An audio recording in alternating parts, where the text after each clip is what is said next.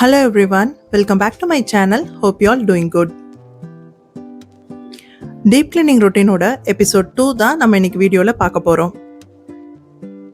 Deep cleaning episode 1 video பார்க்காதவங்க என்னோட சேனலோட பிளேலிஸ்ட்டில் இருக்குது, கண்டிப்பாக போய் பாருங்கள்.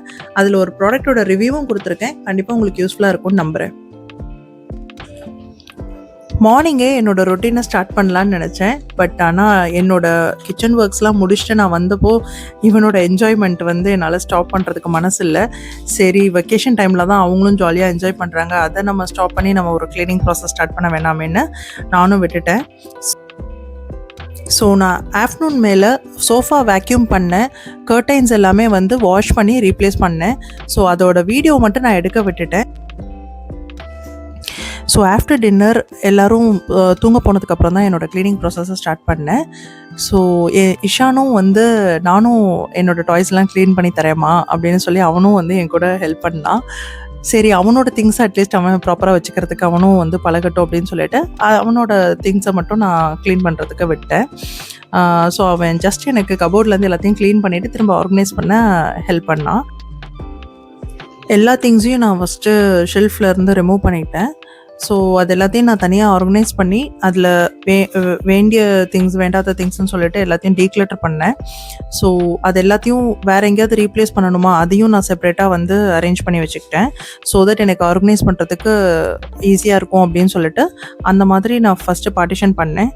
அதுக்கப்புறம் ஃபஸ்ட்டு டஸ்ட் எல்லாம் ரிமூவ் பண்ணுவோன்னு சொல்லிட்டு டஸ்டிங் ஒர்க் ஆரம்பித்தேன்.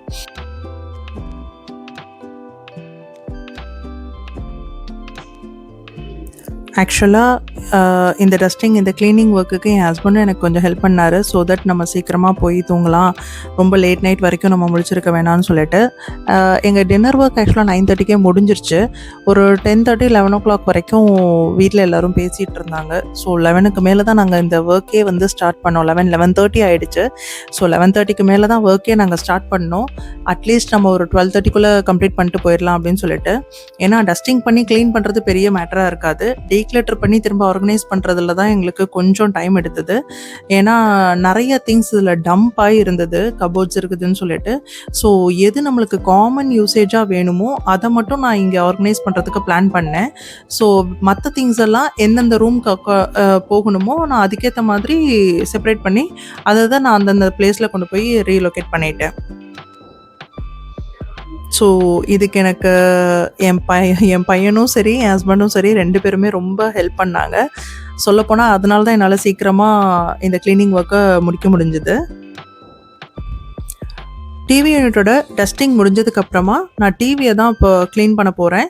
ஸோ டிவி அப்படிங்கிறப்போ நான் எக்ஸ்ட்ரா கெமிக்கலாக எந்த இதுவும் யூஸ் பண்ணலை, ஜஸ்ட்டு ஒரு வாட்டர் ஸ்ப்ரே மட்டும்தான் பண்ணி நான் க்ளீன் பண்ண போகிறேன். அந்த வாட்டர் ஸ்ப்ரேவும் நான் டேரெக்டாக டிவியில் இது ஸ்ப்ரே பண்ணலை, மைக்ரோஃபைபர் கிளாத்தில் தான் ஸ்ப்ரே பண்ணிவிட்டு அதை வச்சு நான் ஜஸ்ட்டு இந்த மாதிரி ஹரிசாண்டல் வேல நான் க்ளீன் பண்ணி எடுக்கிறேன்.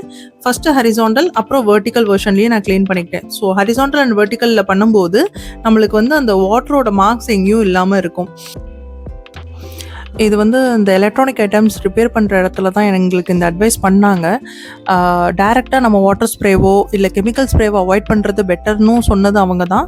வாட்டர் ஸ்ப்ரேவை கூட நம்ம டைரெக்டாக பண்ணாமல் கிளாத்தில் பண்ணால் நம்மளுக்கு சேஃபாக இருக்கும்.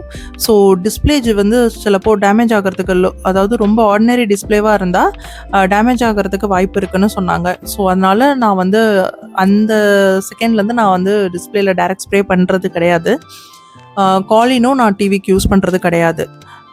மற்ற எல்லா இடத்துக்குமே நான் காலின் ஸ்ப்ரே வச்சு தான் க்ளீன் பண்ணேன்.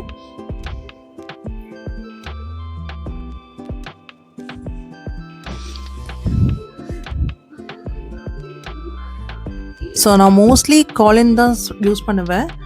இஃப் சப்போஸ் காலின் நான் ரீஸ்டாக் பண்ண விட்டுட்டேன் அப்படின்னா டிஐஒய் லிக்விட் யூஸ் பண்ணுவேன். ஜஸ்ட்டு டிஷ்வாஷ் லிக்விடும் வினிகரும் நார்மல் வாட்டரோட மிக்ஸ் பண்ணிவிட்டு, ஸோ அந்த லிக்விட் தான் நான் மோஸ்ட்லி எல்லாத்துக்கும் யூஸ் பண்ணுவேன். எக்ஸ்ட்ராவாக ஆயில் ஸ்டெயின்ஸ்லாம் இருக்கிற இடத்துக்கு மட்டும் கிச்சனில் நான் பேக்கிங் சோடா எக்ஸ்ட்ராவாக ஆட் பண்ணிப்பேன். ஸோ இதுதான் என்னோடய டிஐஒய் லிக்விடாக இருக்கும். காமாக பீஸ்ஃபுல்லாக இருக்கும்போது நம்ம க்ளீனிங் ஒர்க்கும் ஃபாஸ்ட்டாக முடிஞ்சிரும்னு சொல்லுவாங்க. ஸோ அதுக்கேற்ற மாதிரி என்னோடய க்ளீனிங் ஒர்க்கும் இப்போது இதோட கம்ப்ளீட் ஆகிடுச்சு. ஸோ க்ளீனிங் முடிஞ்ச கையோட ஜஸ்ட்டு ட்ரையிங்க்காக ஒரு 5 மினிட்ஸ் கேப் விட்டோம்.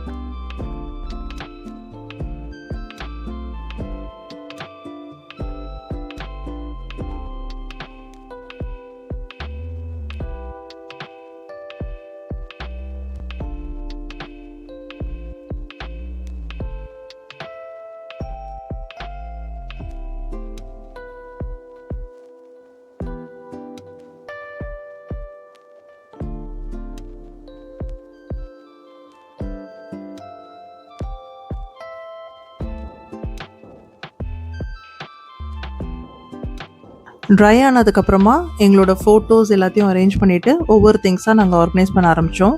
ஸோ கொஞ்சம் கொஞ்சம் நாங்கள் ஆல்ரெடி லைட்டாக ஸ்ப்ரே பண்ணி வாஷ் பண்ணி வச்சுருந்தோம். ஃபோட்டோஸில் டேரெக்டாக நம்ம ஸ்ப்ரே பண்ண முடியாது, ஏன்னா கிளாஸ் கவரேஜ் இல்லாதனால அது ஃபோட்டோ டேமேஜ் பண்ணிடுங்கிறனால நாங்கள் அதில் மட்டும் எந்த வாட்டர் ஸ்ப்ரே கூட பண்ணலை. மற்றதெல்லாம் வந்து ஜஸ்ட்டு டேப் பண்ணிவிட்டு ஆர்கனைஸ் பண்ணிட்டோம். ஸோ இந்த டிவி யூனிட்டில் நாங்கள் லெஃப்ட் 3 கார்னர்ஸில் இருக்கிற இந்த 3 ஷெல்ஃப்ஸ்லேயும் நாங்கள் ஆர்கனைஸ் பண்ணது கூட எல்லாருக்கும் ரீச்சபிளாக எது எது வேணுமோ அப்படி தான் நாங்கள் வந்து பண்ணியிருக்கோம். ஸோ மேலே வந்து பேட்ரிஸ், ஸ்க்ரூஸு, எக்ஸ்ட்ரா ஸ்க்ரூஸாக இருக்கிறது, அப்புறம் இந்த ஆல்அவுட் லிக்விடு, பேண்டேடு, என் அத்தையோட மெடிசன்ஸு, ஸோ இந்த மாதிரி எல்லாமே வந்து மேலே டாப் இதில் வந்து வச்சுருந்தோம். மிடில் வந்து பார்த்திங்கன்னா நெயில் கட்டர்ஸ், த்ரெட்டு, அதாவது பூ கட்டுறதுக்கான த்ரெட்டு, அதுக்கப்புறம் பட்ஸு, மாஸ்க்கு, ஸோ இதெல்லாம் வந்து ரீச்சபிளாக அடிக்கடி யூஸ் பண்ணக்கூடிய திங்ஸாக வந்து நாங்கள் மிடில் வச்சுருந்தேன்.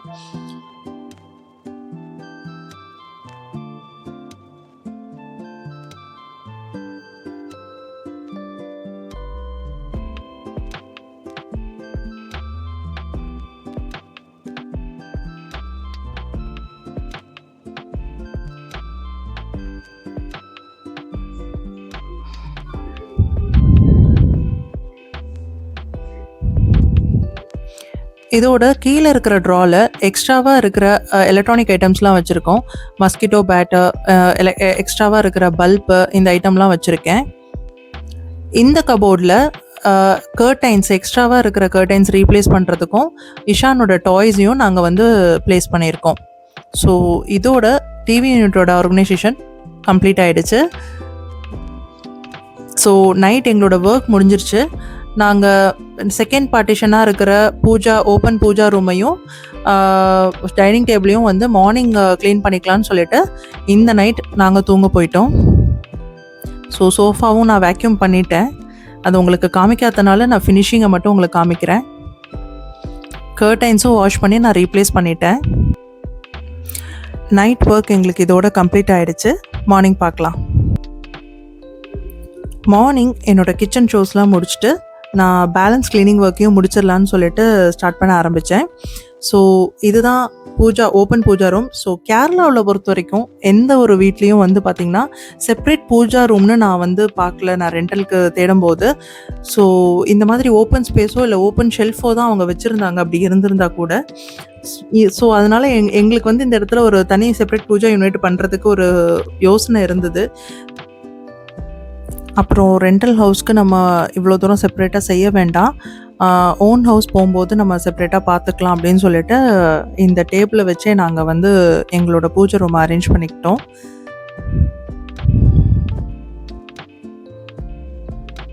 அதுவுமே வந்து பார்த்திங்கன்னா சாமி ஃபோட்டோஸ் எல்லாமே வந்து ஃபுல் ஹாலுமே வந்து இருக்கிற மாதிரி ஒரு ஃபீல் ஆச்சு. அதை நம்ம ஒரு பர்டிகுலர் சைடு மட்டும் வச்சுக்கிட்டா அந்த இடத்த நம்ம நீட்டாக மெயின்டைன் பண்ணலான்னு சொல்லிட்டு ரொம்ப அதிக ஃபோட்டோஸ் எல்லாத்தையும் நான் எடுத்துகிட்டு ரொம்ப நீட்டாக ஒரு சைடு மட்டுமே வச்சுக்கிற மாதிரி நான் வந்து அரேஞ்ச் பண்ணேன். ஸோ அப்படி தான் என்னோடய க்ளீனிங் ப்ராசஸ் இந்த சைட்லேருந்து நான் ஸ்டார்ட் பண்ணேன்.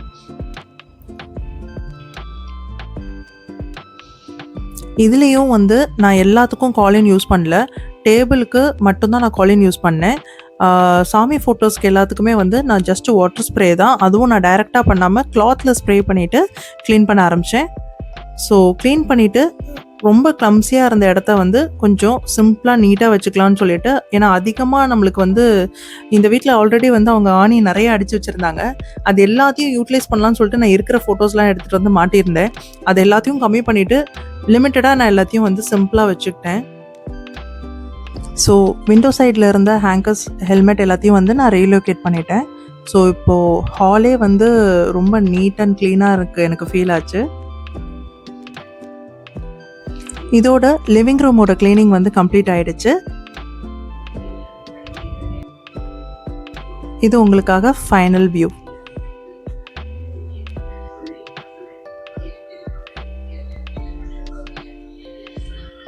Thank you for watching.